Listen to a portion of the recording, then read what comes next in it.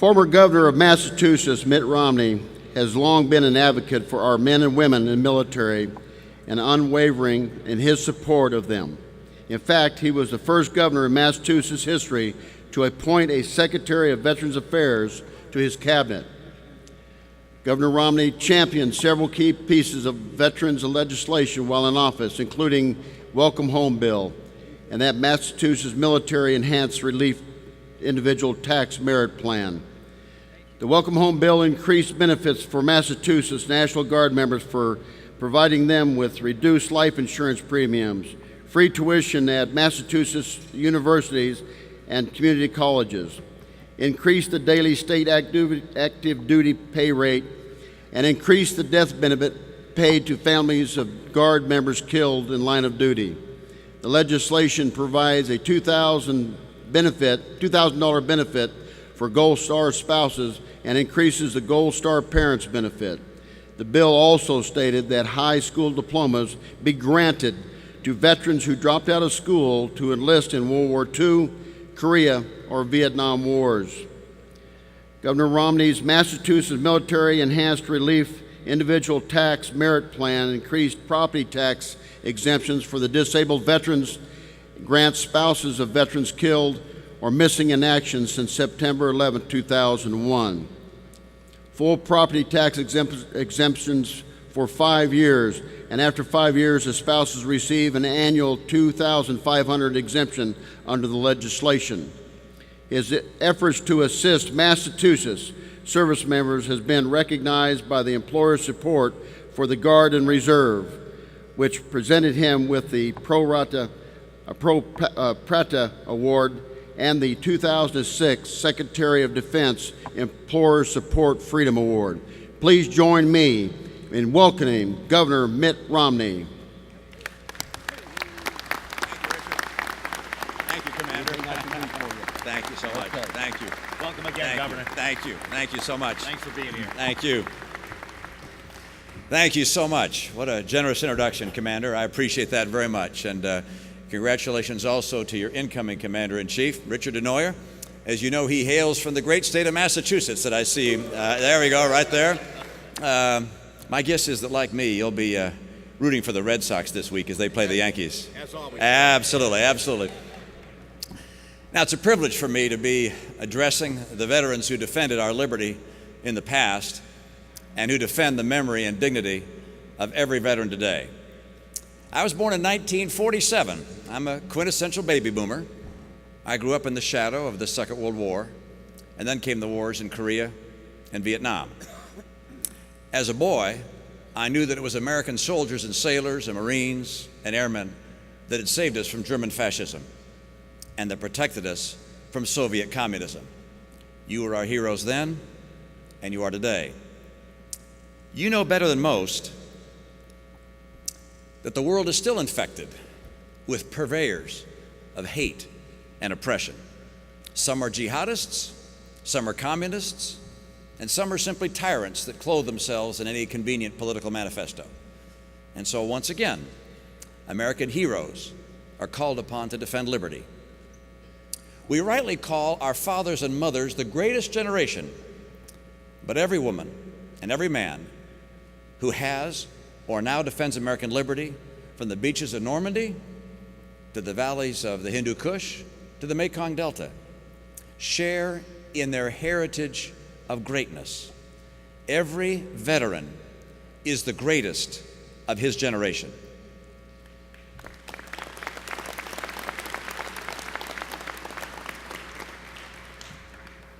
The quiet heroes who fought for our country come from the most diverse backgrounds, from farmers to subway riders, PhDs to high school graduates, and from every ethnic background of the American melting pot. But they are united by far more than what divides them. They believe in America. I believe in America. We believe in freedom and opportunity. We believe in the inherent dignity of every human being. We have deep and abiding faith in the goodness and the greatness of America. But today, we're united not only by our faith in America, but also our concern for America. 25 million Americans are out of work or stop looking for work or have part-time jobs and need full-time employ. Home values have dropped more now than they did during the Great Depression. National debt is now almost as great as our total economy, and we owe a huge chunk of that to China. This can't possibly stand as the legacy we plan to give to the next generation. And the peril of this mismanagement may be even more imminent. We stand near the threshold of profound economic misery. 4 more years on the same political path could prove disastrous. Now, I'm a conservative businessman. I spent most of my life outside politics, dealing with real problems in the real economy. Career politicians got us into this mess, and they simply don't know how to get us out.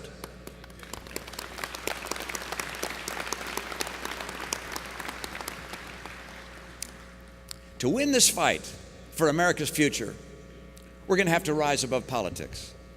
When members of SEAL Team 6 boarded their helicopters, they did so not as Republicans and Democrats. And the final image that Osama bin Laden took with him straight to hell was not a party symbol, not a Republican elephant or a Democratic donkey, but an American flag on the shoulder of one straight shooting U.S. Navy SEAL. That's the way it ought to be.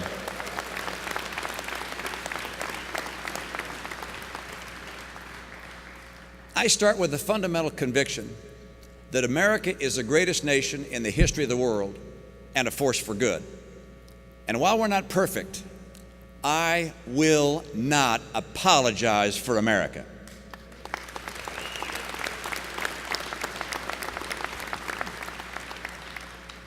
Our president has taken a different approach. Have we ever had a president who was so eager to address the world with an apology on his lips and doubt in his heart? He seems truly confused not only about America's past, but also about its future. So critical was President Obama of America before the United Nations that Fidel Castro complimented him for his courage and brave gesture. And Venezuelan dictator and thug Hugo Chavez joined in on the praise. We can't lead the world by hoping our enemies will hate us less. Ronald Reagan rallied America with peace through strength. American strength is the only guarantee of liberty. American strength turned the Cuban Missile around. American strength caused the collapse of the Soviet Union. American strength yanked Saddam Hussein out of his spider hole. With freedom as the cause, strength is the only sure defense. Today, President Obama is on a different course. First, the White House has proposed cutting military spending by $400 billion over the next 12 years. Then the president agreed to a budget process that could entail cutting defense spending by $850 billion. The incoming chairman of the Joint Chiefs of Staff called cuts of that magnitude very high risk. Defense Secretary Panetta has warned that it could have devastating effects on our national defense. And that's coming from someone who works for the president. This is the first time in my memory that massive defense cuts were proposed without any reference to the missions that would be foreclosed and to the risks to our men and women in uniform. Cuts of this magnitude can only be the product of one of two different beliefs. On the one hand is the wishful thinking that the world is becoming a safer place. The opposite's true. Consider simply the jihadists, a turbulent Middle East, an unstable Pakistan, a delusional North Korea, an assertive Russia, and an emerging global power called China. Now, the world isn't becoming safer. And so, on the other hand, it leaves us with the belief that America should become a lesser power. And that flows from the conviction that if we're weak, that other tyrants will decide, or that the tyrants will decide to be weak as well. That if we could just talk more, engage more, pass more UN resolutions, that peace would somehow break out. That may be what they think at the Harvard Faculty Lounge, but it's not what you know from the battlefield. American leadership is more than a budget fight. America must lead with clarity of intent, a commitment of purpose, and unlimited resolve. Unfortunately, when we look around the world today, we see a muddled picture of America's foreign policy and our power. In the Middle East, we're pressuring our closest ally, Israel, to make concessions while putting almost no pressure on the Palestinians. The administration was quick to criticize Israel, but slow to criticize Syria's strongman, Bashar al-Assad, even though he facilitated arming Hezbollah, allowed terrorists to cross his border and go into Iraq where they killed American troops, and turned weapons on his own people. Instead of calling Mr. Assad a reformer, this administration should have called him what he is, a killer. President Obama's reticence to criticize Mr. Assad echoes his unwillingness to say a harsh word about the Ayatollahs of Iran when they cracked down on the dissidents who bravely protested the stolen 2009 election there. The White House was so tentative and so eager to continue its policy of engagement that Iranian protesters questioned whether President Obama was with them or not. What a disgrace. Now we have an unfolding revolution in Libya. First, President Obama acted as if it were a great surprise that a rebellion erupted, even though the Arab Spring was already in full swing in Tunisia and Egypt. Our involvement in Libya was marked by inadequate clarity of purpose before we began the mission, and then mission muddle during the operation, and ongoing confusion as to our role in the future. Today, Gaddafi's on the run, and we congratulate the Libyan people and the extraordinary professionalism of our men and women in the armed services. But when a president sends our men and women into harm's way, he must first explain their mission, define what it means to be successful, plan for their victorious exit, provide them with the best weapons and armor in the world, and properly care for them when they come home.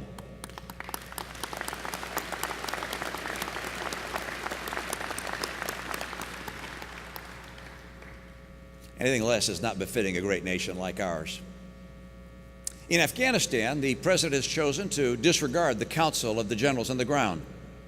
I don't know of a single military advisor to President Obama who recommended the withdrawal plan that he's chosen.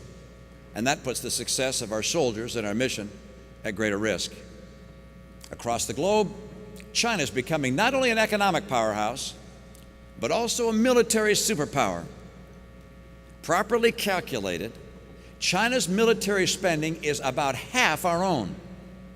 Its military buildup should give us some real pause. As America's veterans, you understand better than anyone that weakness invites aggression, and that the best ally peace has ever known is a strong America. But did you know that our Air Force is now older in fleet and smaller than it's been for decades? That our Navy has fewer ships today than it did in World War I or since World War I? The Navy says it needs at least 313 ships to fulfill its missions. Today it has only 284 ships, and it's on track to drop down to the low 200s. And while the output has declined, the bureaucracy at the DoD has increased. There is enormous waste. Let me give you an example that was reported to me by former Secretary of the Navy, John Lehman. During World War II, we built 1,000 ships a year, and there were 1,000 people in the Bureau of Ships. That's the purchasing department, if you will. In the 1980s, we built 17 ships per year, and we had 4,000 people in purchasing. Today, we build 9 ships a year. Guess how many people are in purchasing? 25,000 people. Let me tell you something. As a conservative businessman who spent most of his life in the private sector, I look at that kind of inefficiency and bloat and I say, let me at it. I will slice billions of dollars in waste and inefficiency and bureaucracy from the defense budget. And I'll use that money we save for modern ships and planes and for more troops. And I will spend it to ensure that the veterans have the care they deserve.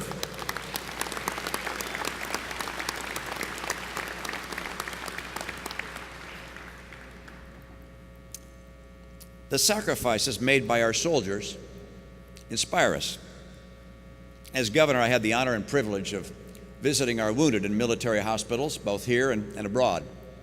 I walked room to room and bed to bed and visited with these young heroes. Their courage and determination extends beyond the hospital and the battlefield, even to their homes.